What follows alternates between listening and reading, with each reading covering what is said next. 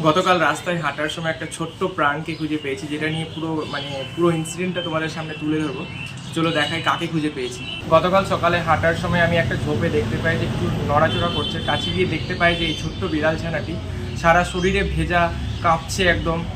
আর মনে হয় তার চোখ দুটো যেন সহায়তার জন্য আকুল হয়ে উঠেছে। ছেড়ে আসতে পারলাম না, তুলে নিয়ে এলাম বাড়ি। মনে হয় প্রথম যখন ওকে তুলেছিলাম ওর ছোট্ট বুকটা যেন ধকভক করছিল।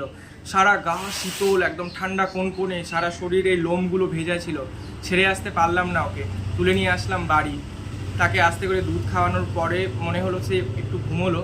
তারপরে যখন ওকে দেখলাম যে মনে হচ্ছে পুরো শান্ত, আর ওর চোখ দুটো যেন এইবারের ওর চোখ দুটোতে কোনো আকুলতা নেই, পুরো সে রিল্যাক্স ফিলে ছিল। তো আর তাকে আমি ভাবলাম একে অ্যাডপ্ট করে নিই, বাড়িতেই রাখি। তাই আমরা কয়েকদিন থেকে গতকাল থেকে বাড়িতেই রেখেছি এটাই।